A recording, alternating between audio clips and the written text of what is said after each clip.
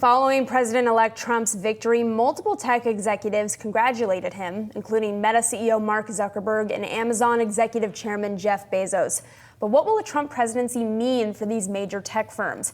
Ronnie Mola, Sherwood's senior correspondent, is joining us now to break it down. Ronnie, it's great to have you on here. So talk to me about what you've heard from tech executives following this election and what you make of how it's actually different than what we've seen from prior election results. We didn't necessarily hear congratulations from the likes of Zuckerberg and some of these other CEOs.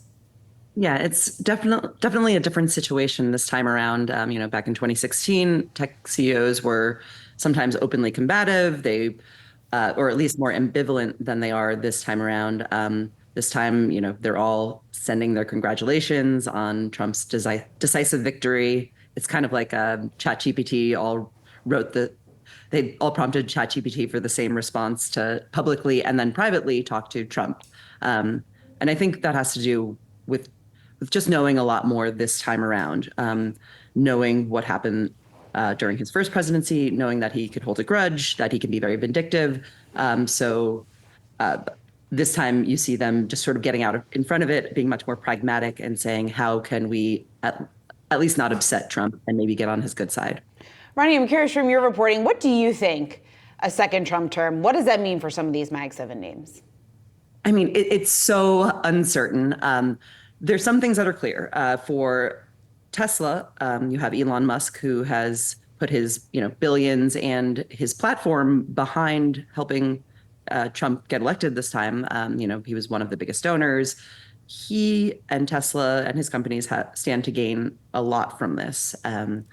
You've had Trump say that he would have Elon Musk be a secretary of cost cutting. Elon Musk has said that he would cut $2 trillion, maybe a third of the federal budget. You could definitely see a world in which Elon Musk would use such a position.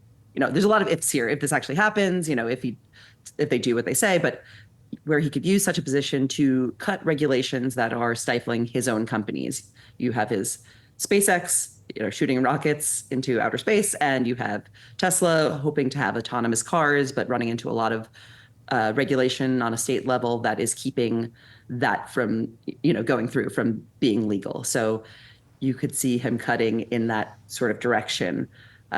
There's also a lot that these tech CEOs stand to gain or lose based on AI. They've spent a lot of money, a lot of investment in AI, so less regulation in that department could be helpful. There's also Trump's tariffs. You have Apple CEO Tim Cook enjoyed a pretty good relationship with Trump the first time around in 2016. They were not subject to some of the same China tariffs or same tariffs that other companies were. But this time around, there's supposed to be a 60% tariff on goods produced in China. And we know that Apple makes half of its revenue from iPhones, and iPhones are produced in China. So it remains to be seen what's going to happen there. And Tim Cook has, said he wasn't going to speculate. Yeah, and Ronnie, it's interesting because I wonder if there's any data point that you've seen, I know you love to look at the data, that indicates that maybe the market has gotten a bit over its skis here with enthusiasm about what a second Trump presidency could mean specifically for those tech names, not just given some of the macro factors that you mentioned in those policy factors, but also you noted that the Trump 1.0 wasn't necessarily super favorable to big tech. We did have regulation for Google, for Facebook. So again, is there anything standing out in your reporting that just points to this idea that maybe there should be a little bit more hesitation on the market side of things here?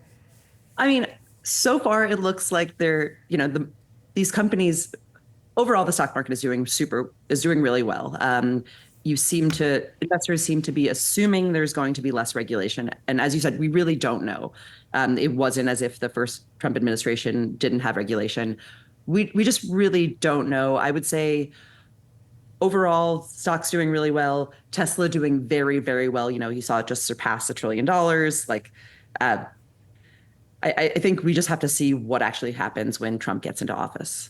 All right, Ronnie Mola, thanks so much for taking the time to join us here. Sherwood, a senior correspondent.